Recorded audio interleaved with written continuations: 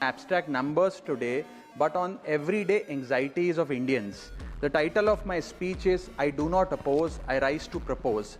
First, I propose joint filing of income tax return. Sir, Bharat का income tax structure individual based income tax वसूलता है, जिसके चलते regardless of your marital status पति पत्नी अलग अलग इनकम कमाते हैं, इनकम टैक्स भरते हैं और इनकम टैक्स रिटर्न फाइल करते हैं। उनकी इनकम को क्लब नहीं किया जाता, एग्रीगेट नहीं किया जाता। इस वजह से डुअल इनकम कपल्स, जिसमें पति पत्नी दोनों पैसा कमाते हैं, इनकम कमाते हैं, उनको सेपरेटली टैक्स किया जाता है, जबकि उनके लॉन्ग टर्म इन्वेस्टमेंट्स शेयर्ड हैं, हाउस होल्ड के खर्चे शेयर्ड हैं, फाइनेंशियल रिस्पॉन्सिबिलिटी शेयर्ड है, चाइल्ड केयर कॉस्ट शेयर्ड है, तमाम लिविंग एक्सपेंसेस शेयर्ड हैं।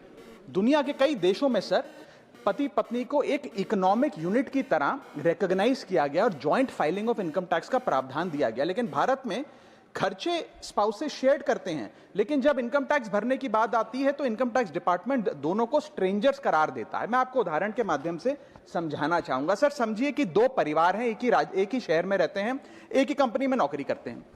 एक परिवार है जो 20 लाख रुपए कमाता है साल का, दूसरा परिवार भी 20 लाख रुपए कमाता है। स्कूल की fees, rent, grocery, medical bill सब समान है, लेकिन इनकम टैक्स अलग अलग। जैसे कि एक पति पत्नी है, राहुल और ऋचा, दोनों काम करते हैं। राहुल साल का 10 लाख कमाता है, ऋचा भी साल का 10 लाख कमाती है। इनकी कुल इनकम 20 लाख रुपए।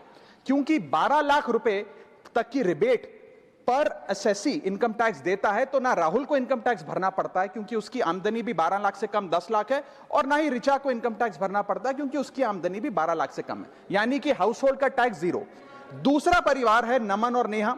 नमन साल का 20 लाख रुपए कमाता है और नेहा ने अपनी नौकरी छोड़ दी। वो घर पर बच्चे का ध्यान रखती है, माता पिता की जो बूढ़े हो गए उनका ख्याल रखती है।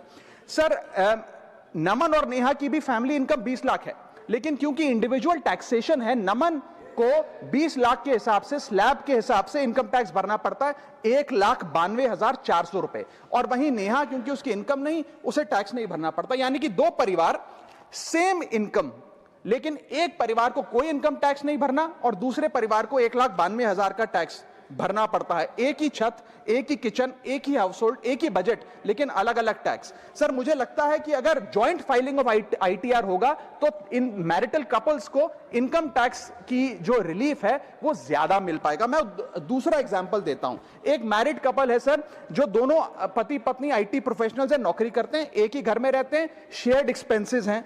पति 18 लाख रुपए साल का कमाता है, पत्नी 6 लाख रुपए साल का कमाती है, यानी कि कुल इनकम दोनों की 18 जमा 6 24 लाख। अब जब